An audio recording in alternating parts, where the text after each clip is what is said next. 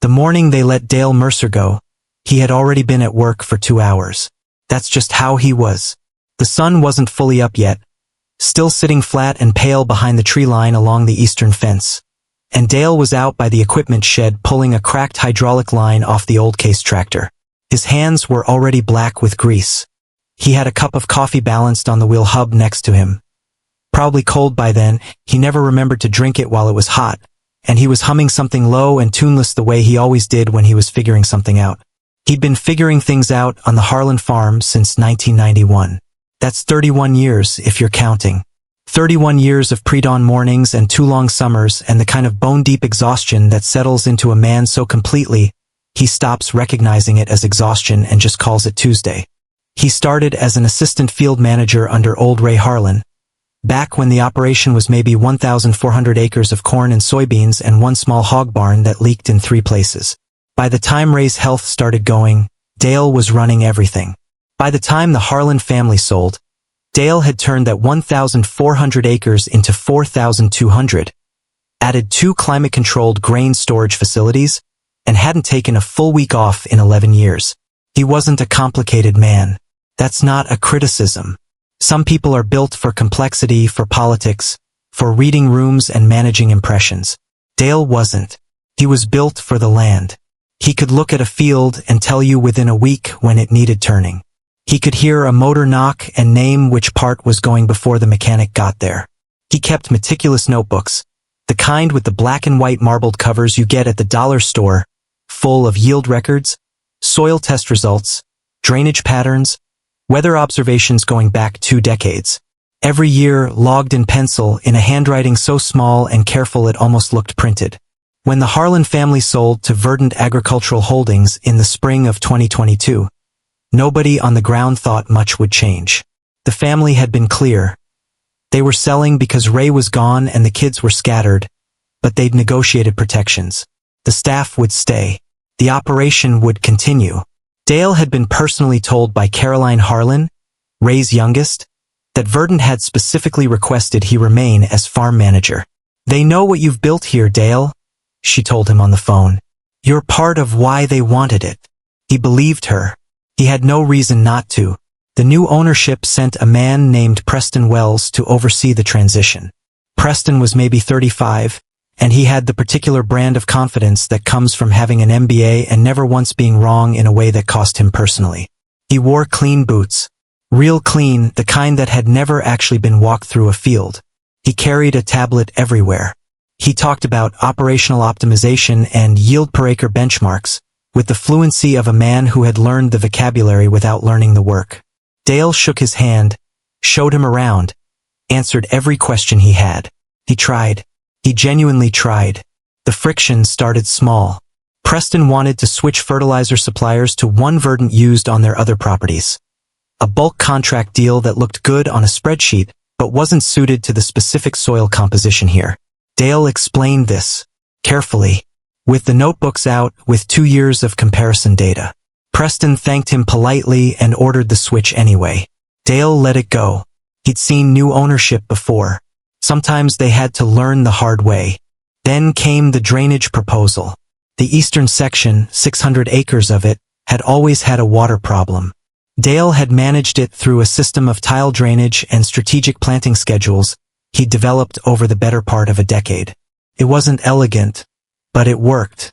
Preston brought in a consulting firm that spent 4 days on the property and produced a 47-page report recommending they install a major new drainage infrastructure. A project that would run close to $800,000 and would require tearing up a significant portion of what was currently productive acreage. Dale had concerns. Big ones. He brought them to Preston in writing, which was unusual for him. He was a face-to-face man by nature, but he wanted it documented. The consulting firm's elevation data was wrong. He'd measured those fields himself multiple times over multiple years. The water didn't pool where they said it pooled. Their whole model was off. Preston told him the consultants were professionals. He told Dale the data was the data. Then he said something that stuck. Not because it was cruel exactly, but because of how casually it landed. He said, "Dale, I appreciate your experience here, but we need people who can adapt to modern methodology." That was January. By March, they let him go. They did it in an email. Not a phone call. Not a meeting. An email. Sent at 4:47 on a Friday afternoon to the address Dale barely used, the one Verdant had set up when they took over. His wife Linda found it because she was checking their shared calendar for something unrelated and noticed the auto-reply had already been set up on his account. It thanked him for his years of service. It outlined his severance. 12 weeks. It informed him that his company-issued vehicle needed to be returned by the following Wednesday. He was 61 years old. He found out from his wife, standing in the kitchen, while she held her phone out to him with this look on her face. Not angry yet, just confused. Like she was waiting for him to tell her it was some kind of mistake. He read the email twice. Then he set the phone down on the counter and walked out to his garage. Linda let him go. She'd been married to him long enough to know when to follow and when to wait. She waited. About 40 minutes later he came back in and she had coffee made and he sat at the table and they didn't say much. He told her he'd start making calls Monday. He didn't, though. Not that Monday. He spent that first week driving. Not aimlessly, he had a destination every day, even if it was just the hardware store in town, or the co-op out on Route 9, or the coffee shop by the feed supply where he'd been going every other Thursday for 15 years. He needed to be around things he knew. He needed to think. People in town heard quickly. Small towns don't have a news cycle, they have a network, and it runs faster than any algorithm. By Tuesday the story was everywhere. Verdant had pushed Dale Mercer out, replaced him with a younger guy from one of their Ohio properties. Some people were furious on his behalf. Some, and this is the part that cut not deep but clean the way a sharp thing does. Some people said they weren't surprised. Not because they thought he deserved it, but because they knew how these corporate deals worked. They'd seen it happen to the lumber mill, to the grain elevator, to the processing plant south of town. New money comes in, old-timers get moved along. That's just what happens. That quiet acceptance, from people he'd known for decades, was somehow harder to sit with than the anger. He had $47,000 in savings. The house was paid off, that was something that was real.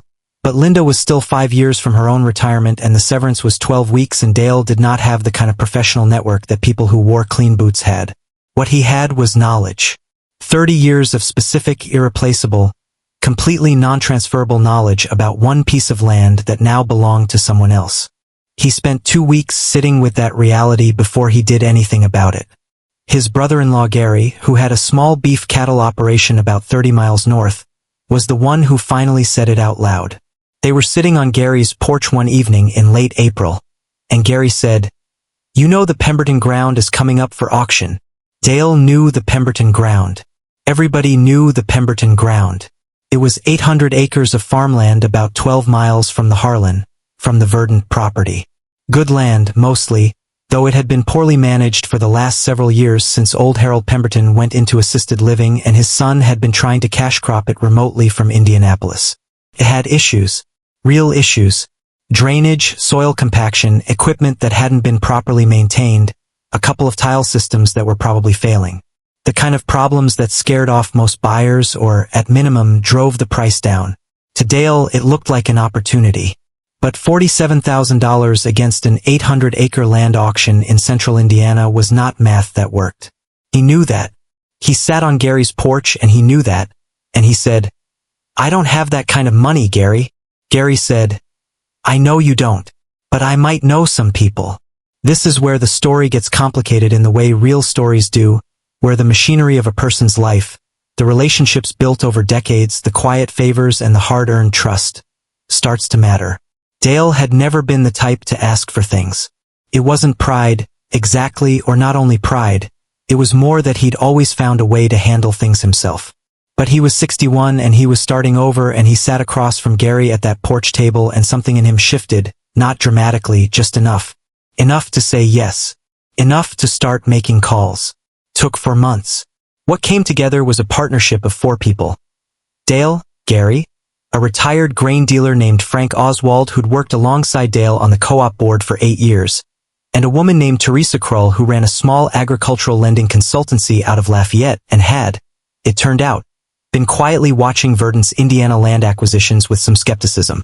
Frank had capital. Teresa had lending connections. Gary had equity in his existing operation he was willing to leverage. Dale had something none of them had. He knew what land should and shouldn't cost, and he knew how to run it. They formed an LLC in September. They called it Mercer Land Partners, which was Gary's idea and which Dale resisted and then accepted because sometimes you let people do nice things for you. The Pemberton auction was in October. He didn't sleep the night before. Linda knew it, heard him moving around the house at 2 in the morning. But she didn't get up either. In the morning she made eggs and they ate together and she said, "You've been preparing for this your whole life, you know, even when you didn't know it." He wasn't sure about that, but he got in the truck. There were 11 other bidders registered. 3 of them were large corporate operations. One of them was Verdant, which Dale had expected but which still tightened something in his chest when he saw the registration sheet. The others were a mix of local farmers looking to expand, a land investment company out of Chicago, and what appeared to be a family from Ohio who'd driven down and didn't know the ground at all. The bidding started at $2.8 million. Dale stood in the back of the room with Gary on one side and Frank on the other, and he bid with the kind of stillness that unnerves people, the kind that looks like either absolute confidence or absolute calm and is usually neither. The Verdant representative, a young woman Dale didn't recognize, pushed hard in the early rounds. The Chicago company dropped at $3.4 million. The Ohio family was gone by $3.10. One by one the field narrowed. At $3.85 million it was Dale's group and Verdant. The Verdant rep made one more bid. $3.9 million. Dale looked at Frank. Frank gave him one small nod. Dale bid $3.95. The room was quiet for maybe 4 seconds. Verdant passed. He stood in the parking lot afterward and Gary was talking, saying something about dinner, about celebrating, and Dale heard all of it and replied to none of it. He was looking at the ridge line to the west, the tree line that marked the edge of a property he'd never owned but had just mortgaged a significant portion of his partner's futures to purchase, and he was thinking about soil tests and drainage tile and the particular way that field in the northwest corner held water in April. He was already working. The first season was hard. Not disastrously hard, Dale had planned for hard. But hard in the way that honest work in bad conditions is hard. The Pemberton ground was worse than advertised in some places and better in others. The southeast quarter was more salvageable than the auction listing had suggested. Dale had known this from years of looking at that land from adjacent roads and putting together small observations into a larger picture. The northwest section was worse. The tile system there wasn't just aging, it had partially collapsed in 2 places. Repairing it properly took until June, which pushed their planting window, which meant they came into harvest later than Dale wanted. They made money. Not a lot. Enough to service the debt, cover operating costs, and leave a thin margin that Dale reinvested immediately into the following year's inputs. Meanwhile, about 12 miles away, Verdant was having a different kind of first year. The drainage project had broken ground in April. Preston Wells had pushed it through over the winter, bringing the consulting firm back for one more round of meetings, signing contracts with an infrastructure company out of Columbus. It was a big deal on paper, the kind of project that gets announced in agricultural trade publications with language about innovative land management and partnership with modern science. Dale heard about it from people who still worked the land around there. He heard about it the way you hear things in farm country, in pieces through the grapevine of equipment dealers and crop scouts and AG lenders who all knew each other and always talked. He heard that the first phase had run into problems, that the water wasn't moving the way the model projected, that 2 sections of newly installed infrastructure had to be partially redone after the spring rains revealed the elevation errors Dale had flagged 18 months earlier, in writing, in a letter that Verdant had on file and had ignored. He didn't say anything when he heard this. Not to Gary, not to Linda, not to anyone. He just listened and then went back to what he was doing. By fall, the Verdant drainage project had cost $1.1 million, nearly 40% over budget, and had still not produced the water management results the consulting report had projected. One section of the east field that was supposed to be fully operational had required emergency remediation after harvest equipment got stuck twice in conditions that shouldn't have been wet. Verdant's first-year yield on that parcel came in 11% below the regional average for comparable ground. Dale's southeast quarter came in 6% above. In a small farming community, these things get noticed. Not loudly. Not in the way of announcements or public scorekeeping. But they get noticed. The AG lender who'd helped structure Dale's deal mentioned it in passing at the co-op. The equipment dealer who'd sold Dale 2 used planters and serviced Verdant's machinery both started talking more carefully. The crop scout who worked both properties just started bringing a particular look to his face whenever someone asked how the Verdant ground was doing. Not a smug look, more like a careful one, like a man who had opinions he was choosing not to voice. Preston Wells had been replaced by then. Verdant had brought in a new regional director named Marcus Chen, who was, by all accounts, a more careful man, more willing to listen, more empirically oriented. Dale had met him exactly once, at a county agricultural meeting in November, and they'd had a polite, professional conversation that lasted about 8 minutes. Marcus had said something about hoping to be a good neighbor. Dale had said he hoped so too. That was that. But the damage from the drainage project was done. You can't uncompact soil by wanting to. You can't reclaim a growing season. The costs were on Verdant's books and the yields were in the record, and the land had been disrupted in ways that would take multiple seasons to correct. If they were corrected the right way, which required the kind of specific knowledge about that particular ground that Dale Mercer happened to have and Verdant had fired. The second year, Dale added 200 acres. A neighbor named Tom Kettner had been thinking about stepping back from active farming for 2 years, and Dale offered him a management agreement that let Tom retain ownership while Dale's LLC handled operations.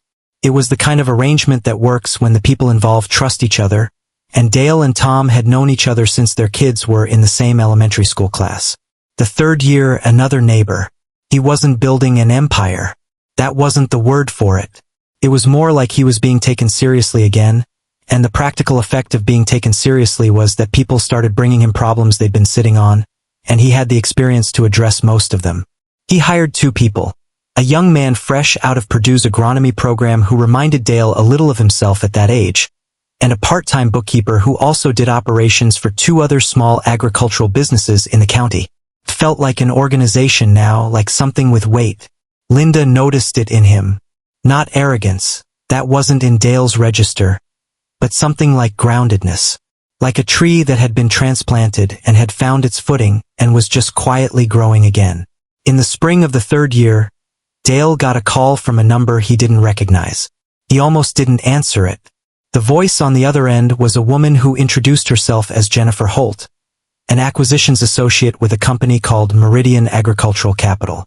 She was calling, she said, because Meridian had been tracking a portfolio of Verdant Agricultural Holdings properties in Indiana, and they'd learned that Verdant was considering divesting several of their less performing assets.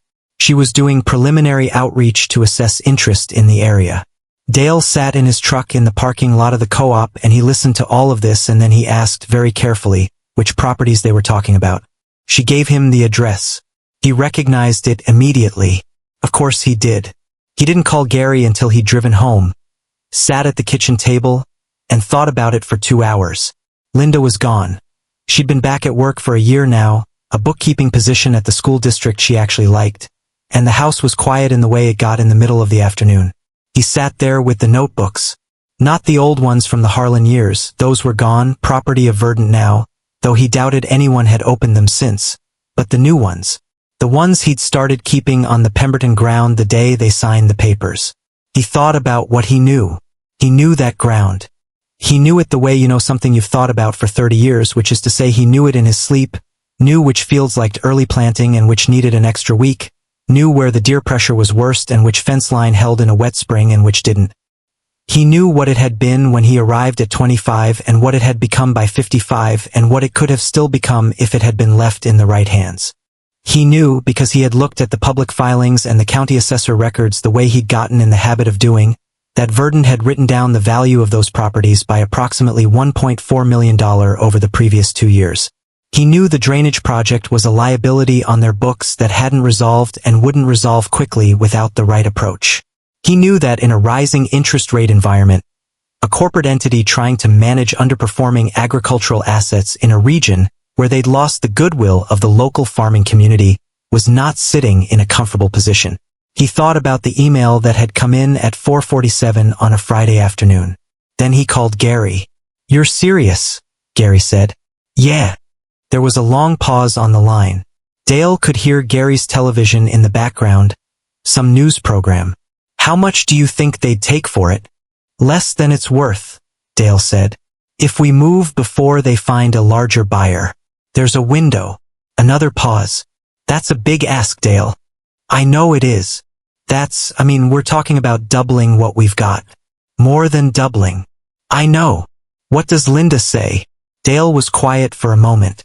She said it's my call. Gary exhaled slowly on the other end of the line. The television noise continued in the background, some anchor talking about something far away. Then Gary said, I'm going to need you to walk me through every acre. I know every acre. I know you do, Gary said. That's why I'm saying yes.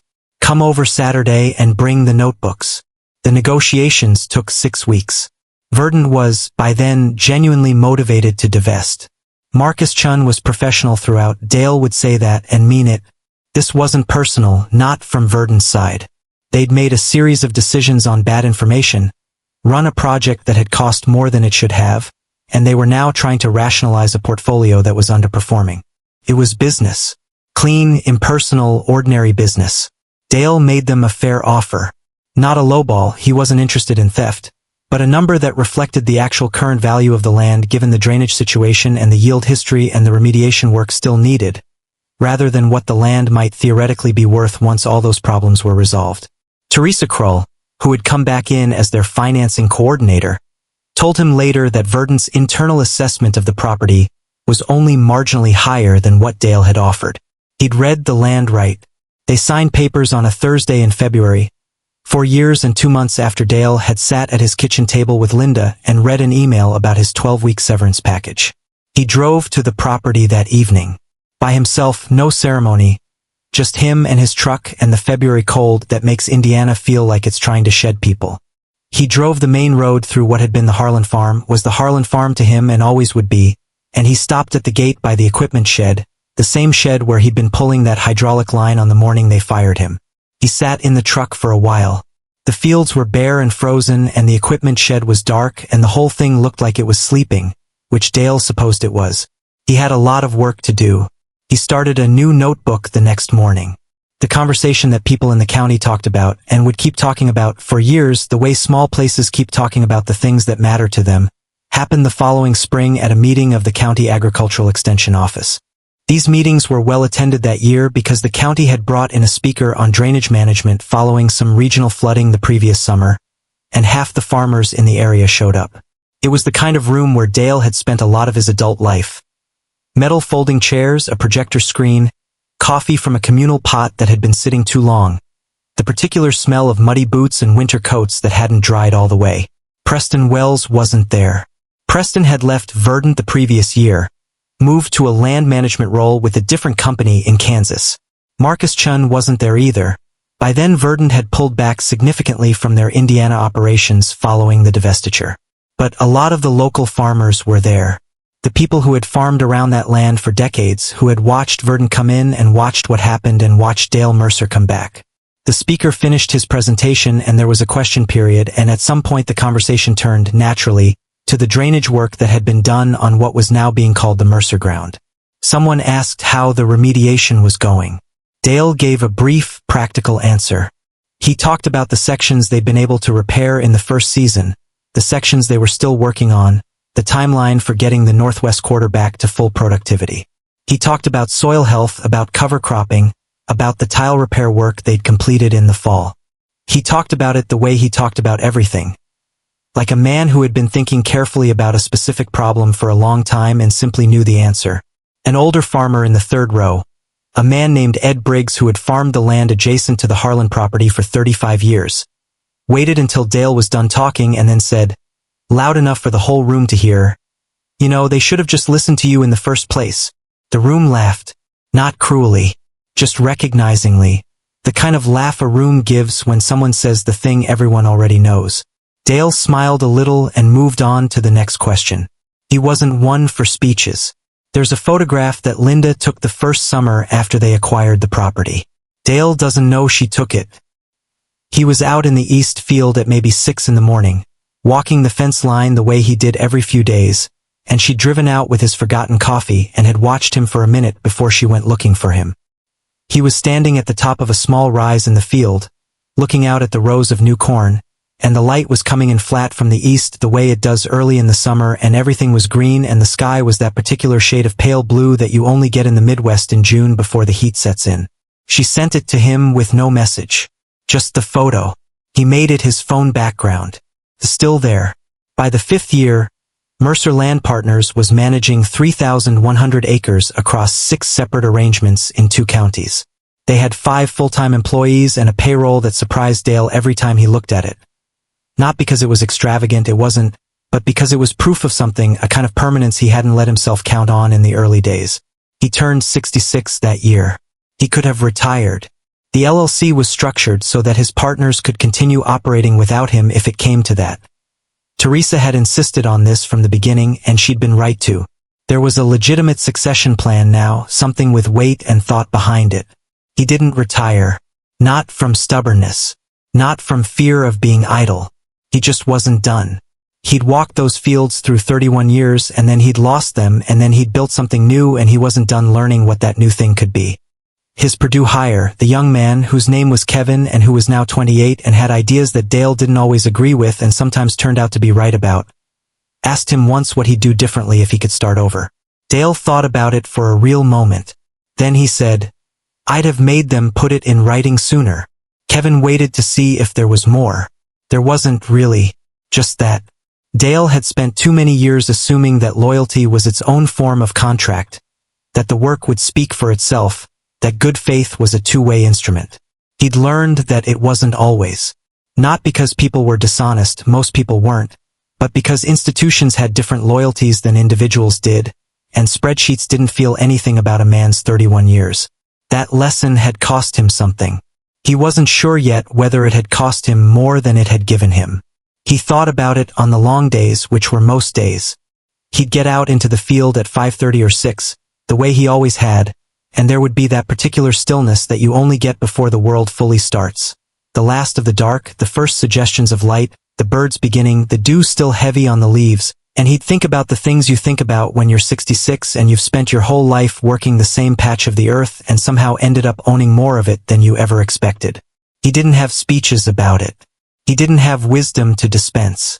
He just had the notebooks, still in pencil, still in that small careful handwriting, still recording the things that mattered, the yields and the rains and the soil temperatures and the particular way that northwest corner needed to be handled in a wet spring. He was still figuring it out. That was enough.